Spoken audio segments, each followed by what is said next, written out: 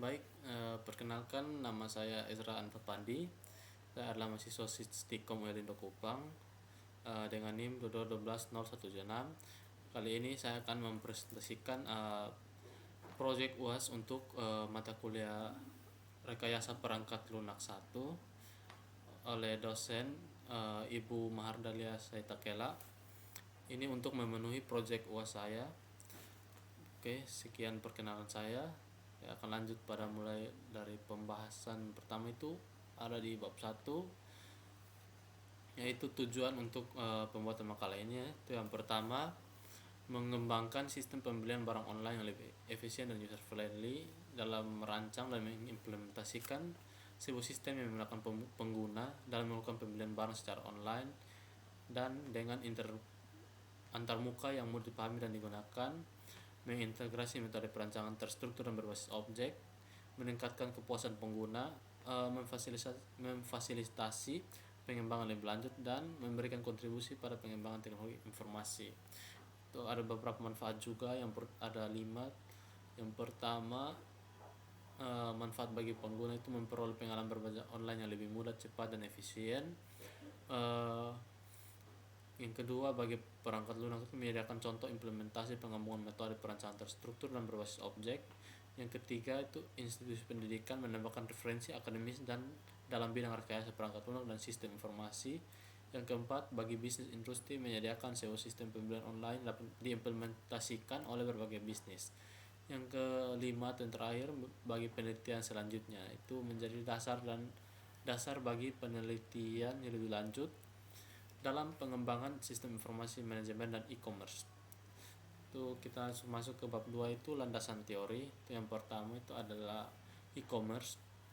Yang pertama landasan teori FPL. Yang pertama e-commerce.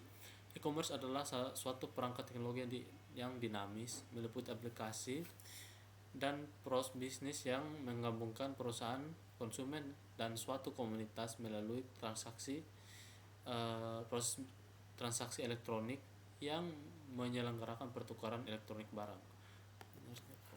Oke. Yang kedua itu adalah website. Itu adalah suatu ruang informasi yang dipakai oleh pengenal global yang disebut pengidentifikasi sumber seragam untuk mengenal pasti sumber daya berguna. Selanjutnya ada ketiga, itu ERD, Entity Relationship Diagram. ERD adalah dikembangkan berdasarkan teori himpunan dalam bidang matematika. ERD digunakan untuk pemodelan basis data rasional, sehingga jika penyimpanan basis data menggunakan OODBMS, maka perancangan basis data tidak perlu menggunakan ERD. Yang keempat ada UML, Unified Modeling Language. UML adalah bahasa pemodelan untuk sistem atau perangkat lunak yang berparadigma berorientasi objek. Pemodelan atau modeling sesungguhnya digunakan penyederhanaan permasalahan yang kompleks sedemikian rupa sehingga lebih mudah dipelajari dan dipahami. Yang kelima adalah metode. Metode yang digunakan dalam penelitian kali ini adalah metode waterfall. Model waterfall adalah SDLC yang paling sederhana. Model ini hanya cocok untuk pengembangan perangkat lunak dengan spesifikasi yang tidak berubah-ubah. Pendekatan SDLC dengan berbagai pekerjaan di suatu tahap diselesaikan terlebih dahulu sebelum pekerjaan dilanjutkan ke tahap berikutnya. Ini adalah contoh dari pemodelannya. Itu analisis, desain, kode, dan tes. Yang pertama itu ada analisis kebutuhan perangkat lunak. Proses pengumpulan kebutuhan dilakukan secara intensif untuk mengspesifikasikan perangkat lunak agar dapat dipahami perangkat lunak seperti apa yang dibutuhkan oleh user. Desain adalah proses multilangkah yang fokus pada desain dan pembuatan program perangkat lunak, representasi, interface atau antarmuka, dan prosedur pengkodean. Selanjutnya ada ketiga, pembuatan kode. Desain harus ditranslasikan ke dalam program perangkat lunak. Hasil dari tahap ini adalah program komputer sesuai dengan desain yang telah dibuat pada tahap desain. Yang keempat adalah pengujian atau tes. Pengujian fokus pada perangkat lunak secara dari segi logik dan fungsional. dan memastikan bahwa semua bagian sudah diuji. Hal ini dilakukan untuk meminimalisir kesalahan atau error dan memastikan keluaran yang dihasilkan sesuai yang diinginkan. Kita masuk ke bab 3, itu pembahasan. Itu yang pertama adalah model pengembangan perangkat lunak. Di sini adalah model waterfall yang saya rancang, itu requirement design, implementation, testing, deployment, and maintenance. Itu yang pertama itu requirement atau analisis kebutuhan. Itu langkah-langkahnya. Itu yang pertama kita mengumpulkan kebutuhan, itu contohnya seperti wawancara atau diskusi dengan calon pengguna atau pemilik bisnis yang akan dibuatkan. Selanjutnya bisa juga dengan survei dan kuesioner untuk memahami kebutuhan pengguna. Dokumen spesifikasi kebutuhan perangkat lunaknya itu pertama kebutuhan fungsional dan kebutuhan non fungsional. Seperti kalau fungsional, registrasi pengguna, login, manajemen produk, pembuatan pesanan, pembayaran, dan lain-lain. Kebutuhan non fungsional itu performa, keamanan, skalabilitas, dan lain-lainnya. Yang kedua ada desain. Yang pertama itu desain arsitektur, mengembangkan diagram arsitektur sistem yang menunjukkan komponen utama dan interaksinya.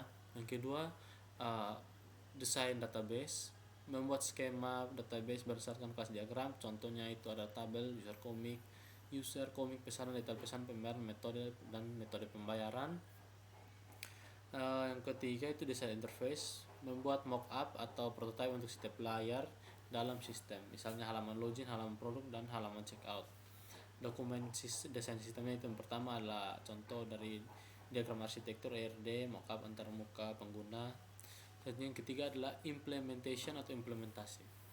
Langkah-langkahnya itu yang pertama adalah pengkodean. Implementasi itu yang pertama implementasi kelas dan metode sesuai dengan kelas diagram. Implementasi fitur seperti registrasi pengguna, login, manajemen produk, pembuatan pesanan, pembayaran. Terus ada unit testing, menguji setiap unit kode secara terpisah untuk memastikan fungsi individualnya bekerja dengan benar. Selanjutnya ada dokumennya, itu kode sumber, yaitu struktur kode dengan kelas diagramnya, yaitu ada user, komik, pesanan, detail pesanan, pembayaran, dan metode pembayaran. Yang keempat itu adalah tahap testing atau pengujian. Langkah-langkah yang pertama itu adalah integrasi, menggabungkan semua modul yang telah diimplementasikan menjadi sebuah sistem utuh. Terus sistem testing, melakukan pengujian end-to-end pada sistem untuk memastikan semua komponen bekerja sesuai spesifikasi dokumen. Selanjutnya ada user acceptance testing atau UAT, melibatkan pengguna akhir untuk menguji sistem dan memastikan sistem memenuhi kebutuhan mereka. Selanjutnya ada dokumennya, itu laporan dari hasil sistem testing. Yang kelima, pada tahap kelima itu adalah deployment atau penerapan. Yang pertama itu persiapan penerapan, itu menyiapkan lingkungan produksi, server, dan jaringan. Persiapan sistem, deploy sistem ke lingkungan produksi. Persiapan pengguna, itu memberikan pelatihan kepada pengguna akhir tentang cara menggunakan dokumen. Selanjutnya ada dokumennya, itu dokumentasi dari penerapan sistem. Yang keenam itu adalah maintenance atau pemeliharaan. Itu yang pertama itu adalah satu, pemeliharaan korektif, yaitu memperbaiki bug yang ditemukan setelah sistem diterapkan. Pemeliharaan adaptif atau menyesuaikan sistem dengan perubahan lingkungan eksternal. Dan yang terakhir itu pemeliharaan perfektif, yaitu menambahkan fitur baru atau meningkatkan performa berdasarkan umpan balik dari pengguna. Selanjutnya itu ada dokumennya, itu laporan pemeliharaan atau laporan dari maintenance. Kita masuk ke bagian flowchart dari makalah yang saya buat. Yang pertama itu adalah model dari flowchart yang saya buat. Itu ada user, e-commerce, penjual, dan kurir. Itu yang pertama itu kita mulai, user akan mulai dan dia akan membuka aplikasi e-commerce-nya. Kemudian dia akan mencari barang atau komik. Di sini akan muncul jika sudah simbol ketupat. Jika sudah menemukan barang, apakah barang sudah ditemukan. Jika belum, maka user akan kembali mencari barangnya. Jika sudah, dia akan berlanjut untuk membeli barang. Setelah membeli barang, dia akan mengisi data diri, yaitu mengenai alamat, kemudian memilih kurir dan memilih metode pembayaran. Akan berlanjut ke konfirmasi belanjaan atau pembelian. lanjut lagi ke pembayaran. Kemudian dari pembayaran akan di sini ada simbol OR, yaitu memilih untuk transfer bank, COD, atau pembayaran menggunakan e-money. Jika memilih salah satunya, maka selanjutnya akan diarahkan ke bagiannya e-commerce. Pada e-commerce ini dia akan memverifikasi pembayaran, kemudian mengirim informasi pembelian ke penjual. Kita akan lanjut lagi ke penjual. Penjual itu bertugas mengkonfirmasi pesanan, memproses pesanan, kemudian mengirimkan paketnya ke kurir, dan kurir akan mengkonfirmasi paket, kemudian mengeluarkan nomor resi pengiriman, kemudian mengirim paket ke pembeli sesuai alamat, dan mengirim paket ke pembeli sesuai alamat yang diberikan oleh pembeli. Kemudian dia akan pihak dari e-commerce akan menampilkan informasi keberadaan paket sehingga pembeli bisa melihat keberadaan paket mereka. Oke, selanjutnya dia akan dari kurir akan berlanjut lagi ke sini, yaitu paket sampai ke tujuan atau tangan pembeli. Di sini artinya pembeli menerima paket. Oke, setelah sini akan berhambungnya ke user, yaitu user akan menerima paket, kemudian jika misalkan COD, maka dia akan membayar ke kurir dan akan berlanjut ke proses di mana kurir menerima pembayaran dari pembeli dan kemudian menyetorkannya ke e-commerce, kemudian berlanjut ke verifikasi pembayaran dan memberi informasi paket dan meminta pembeli untuk mengkonfirmasi pesanan telah selesai. Maka user akan menerima mengkonfirmasi paket diterima dan pesan dan konfirmasi pesanan telah selesai. Kemudian pembayaran akan diteruskan dari pihak e-commerce akan meneruskan pembayaran pesanan dari pembeli ke penjual. Kemudian penjual menerima uang pembayaran dan selesai. Di sini kurir juga akan menerima uang jasa kirim. Baik, ini adalah contoh penjelasannya yang tadi. Selanjutnya kita masuk pada perencanaan terstruktur. Itu yang pertama adalah ERD. Inilah gambar ERD-nya. Itu yang pertama relasi yang ada pada ERD-nya. Itu yang pertama, user melakukan pesanan. Setiap user bisa melakukan satu atau lebih pesanan. User melakukan pesanan. Kemudian pesanan mempunyai detail pesanan. Setiap pesanan terdiri dari satu atau lebih dari detail pesanan. Selanjutnya detail pesanan terdiri dari komik. Komik ini contohnya, komiknya adalah barang. Setiap detail pesanan berisi satu jenis komik. Di sini saya lebih spesifik, yaitu komik. Kemudian pesanan menggunakan pembayaran. Setiap pesanan memiliki satu pembayaran yang terkait. Kemudian pembayaran menggunakan metode pembayaran. Setiap pembayaran dilakukan menggunakan satu metode pembayaran. Ini adalah alurnya yang dilewati. Selanjutnya pembayaran menggunakan metode pembayaran menghubungkan pembayaran dengan metode yang digunakan. Diagram ini memberikan pandangan menyeluruh tentang bagaimana entitas dalam sistem e-commerce berhubung satu sama lain, dari pengguna melakukan pesanan hingga pembayaran pesan tersebut. Selanjutnya kita masuk ke DFD, data flow diagram. Di sini adalah gambar DFD level 0. Pada DFD level 0 kita memiliki gambar umum dari sistem yang akan dikembangkan. Di sini proses utama digambarkan sebagai satu kesatuan yang besar. Itu yang pertama, itu terdapat dua entitas eksternal, yaitu user dan penjual. User memberikan input data ke sistem informasi. Ini dia akan memberikan input data ke sistem informasinya. Kemudian penjual juga memberikan input data ke sistem informasi, akan memberikan input data ke sistem informasi. Kemudian sistem informasi memproses data dari user dan penjual, dia akan memproses. Kemudian hasil proses ini akan disimpan di data user dan data komik. Ini dia akan menyimpannya di data komik dan menyimpannya di data user. Selanjutnya ini adalah DFD level 1-nya. Pada DFD level 1, sistem informasi dibagi menjadi subproses lebih rinci. Dalam hal ini kita memiliki dua subproses utama, yaitu sistem informasi dan simpan data. Yang pertama di sini user akan memberikan data, kemudian akan diolah oleh sistem, dan kemudian juga penjual juga memberikan data yang diproses oleh sistem informasi. Kemudian Hasil dari proses informasi ini kemudian digunakan untuk interaksi lebih lanjut antara user dan penjual. Itu proses yang selanjutnya, ada proses kedua, itu proses simpan data. Data dari user dan penjual yang telah diproses oleh sistem informasi kemudian disimpan. Proses menyimpan ini melibatkan dua penyimpan utama, yaitu data user dan data komik.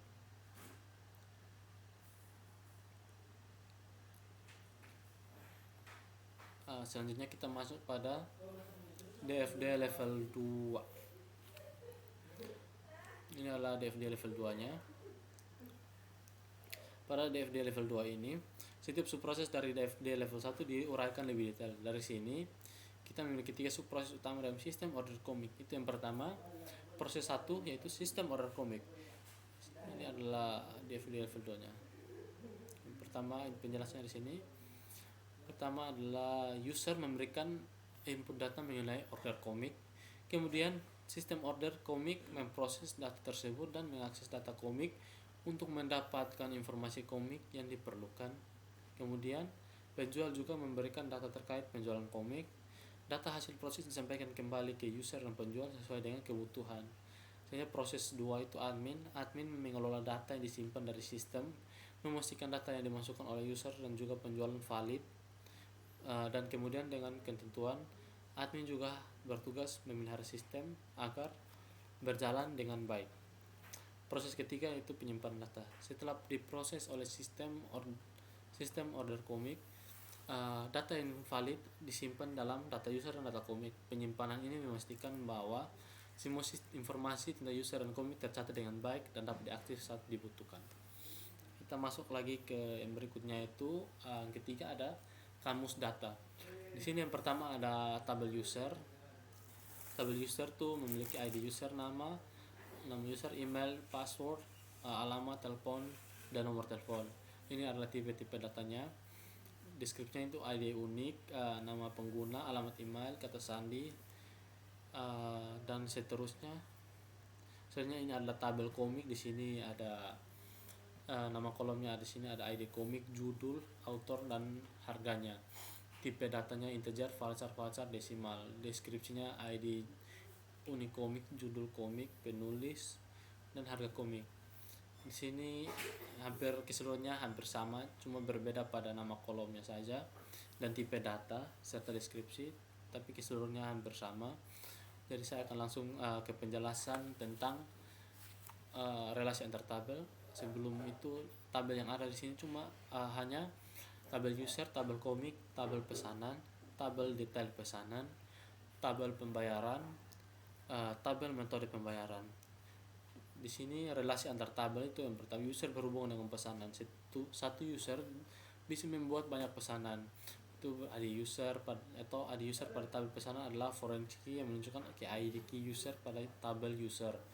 Pesanan berhubungan dengan detail pesanan. Satu pesanan bisa memiliki banyak detail pesanan. ID pesanan pada tabel detail pesanan adalah foreign key yang menunjukkan ID pesanan pada tabel pesanan. Kemudian tabel komik berhubungan dengan detail pesanan. Satu komik bisa terdapat banyak detail pesanan. ID komik pada tabel detail pesanan adalah foreign key yang menunjukkan ID komik pada tabel komik. Atau komik sini adalah tabel, artinya tabel barang. Kemudian pesanan berhubungan dengan pembayaran. Satu pesanan bisa memiliki satu pembayaran, atau ID pesanan pada tabel pembayaran adalah foreign key yang merujuk ke ID pesanan pada tabel pesanan. Yang terakhir adalah pembayaran berhubungan dengan metode pembayaran. Satu metode pembayaran bisa digunakan oleh banyak pembayaran, yaitu atau ID metode pembayaran pada tabel pembayaran adalah foreign key yang menunjukkan ke ID metode bayar pada tabel metode pembayaran. Oke, kita masuk pada perencanaan terstruktur yang terakhir, itu adalah HIPO atau hierarchy plus input process output. Ini adalah desain HIPO-nya, itu sistem, entry data, user, penjual bisa melakukan tambah, edit, hapus, dan lihat.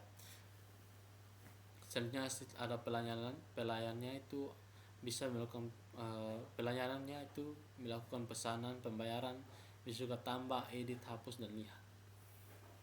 Ini contoh penjelasannya itu entry data. Bagian entry data mewakili aktivitas yang terkait dengan pengelolaan inventaris buku komik. Ini termasuk modul-modul berikut. Yang pertama user. User ini mewakili pengguna sistem yang dapat melakukan tindakan berikut, yaitu tambah atau menambah buku komik baru ke inventaris, kemudian mengedit informasi buku komik yang sudah ada, hapus buku komik dari inventaris, kemudian melihat daftar buku komik. Penjual itu, modul ini mewakili penjual yang dapat melakukan tindakan berikut, yaitu tambah, menambah penjualan baru ke sistem, mengedit informasi penjualan yang sudah ada, menghapus penjualan dari sistem, yang terakhir bisa melihat daftar penjualan. Kita masuk pada bagian pelayanan. Bagian pelayanan mewakili aktivitas yang terkait dengan penyediaan layanan pelanggan. Ini termasuk modul-modul berikut. Yang pertama adalah pemesanan dan pembayaran. Pemesanan, modul ini memungkinkan pelanggan untuk memesan pelanggan untuk memesan buku komik. Kemudian pembayaran, modul ini memungkinkan pelanggan untuk membayar pesanan mereka. Desain keseluruhan diagram HIPPO ini bersifat hierarkis dengan modul-modul utama yaitu entry data dan pelayanan. Kita masuk pada perancangan objek, yaitu yang pertama ada use case.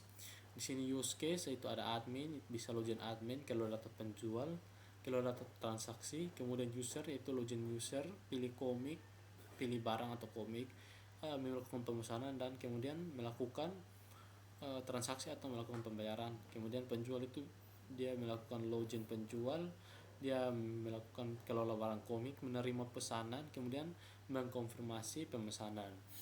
Aktor yang ada di sini adalah admin, penjual, dan user. Use case untuk admin itu pertama login, admin harus login untuk mengakses sistem, kemudian untuk mengelola data penjual. Setelah login, admin dapat mengelola data penjual. Ini termasuk menambah, mengubah, atau menghapus data penjual. Kemudian bisa kelola data transaksi. Admin juga dapat mengelola data transaksi. Ini bisa termasuk memonitor, mengubah status, atau menghapus transaksi. Kemudian kita masuk use case untuk penjual. Itu yang pertama login penjual. Penjual harus login untuk mengakses sistem. Kemudian kelola barang atau komik. Setelah login, penjual dapat mengelola barang dagangannya, dalam hal ini komik. Ini bisa termasuk menambah, mengubah, atau menghapus data komik yang dijual. Yang ketiga menerima pesanan. Penjual dapat melihat dan menerima pesanan yang dibuat oleh pengguna. Yang keempat adalah konfirmasi pemesanan. Setelah menerima pesanan, penjual dapat mengkonfirmasi pesanan tersebut untuk melanjutkan proses penjualan. Dan kita akan masuk ke use case untuk user atau pengguna. Pertama, user harus login untuk mengakses sistem. Kemudian pilih barang. Setelah login, user dapat memilih barang atau yang ingin dibeli. Kemudian user dapat membuat pemesanan setelah barang yang diinginkan dipilih. Kemudian transaksi atau pembayaran. User melakukan transaksi atau pembayaran untuk barang yang dipesan. Hubungan antara aktor dan use case, itu admin memiliki akses mengelola data penjual dan transaksi setelah login. Penjual memiliki akses untuk mengelola barang, menerima pesanan, dan mengkonfirmasi pesanan setelah login. Dan user memiliki akses untuk memilih barang, membuat pemesanan, dan melakukan transaksi pembayaran setelah login. Selanjutnya kita akan masuk ke kelas diagram. Ini adalah kelas diagram yang telah saya buat. Selanjutnya ini adalah hubungan antar kelasnya. Yang pertama adalah user ke pesanan. Setiap pengguna atau user dapat membuat banyak pesanan. Relasi ini adalah satu ke banyak, seperti ini simbolnya. Selanjutnya adalah detail pesanan. Setiap pesanan memiliki banyak detail setiap pesanan dapat memiliki banyak detail pesanan. Relasi ini adalah satu ke banyak. Kemudian komik ke detail pesanan. Setiap komik dapat muncul di banyak detail pesanan. Relasi ini adalah satu ke banyak. Kemudian pesanan ke pembayaran. Setiap pesanan dapat memiliki satu pembayaran, namun pembayaran tersebut tidak harus ada. Relasi ini adalah 0 ke 1, 0 atau 1 ke 1. Selanjutnya adalah pembayaran ke metode pembayaran.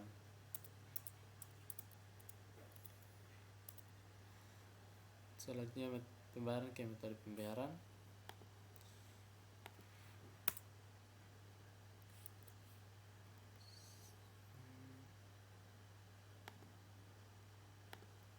Oke, pembayaran ke metode pembayaran. Setiap pembayaran menggunakan satu metode pembayaran.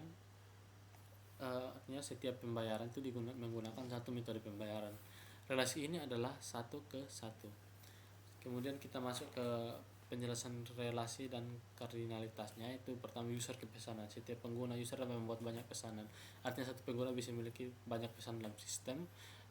Kemudian kedua, setiap pesanan dapat memiliki banyak detail pesanan. Ini menunjukkan bahwa satu pesan terdiri dari beberapa item yang dipesan. Kemudian ketiga, setiap komik dapat dipesan di banyak detail pesanan. Artinya satu komik bisa dipesan di banyak transaksi pesanan. Kemudian setiap pesanan dapat memiliki satu pembayaran, tetapi pembayaran tersebut tidak harus ada. Misalnya pesanan yang belum dibayar. Kemudian yang terakhir, pembayaran ke metode pembayaran. Setiap pembayaran menggunakan satu metode pembayaran.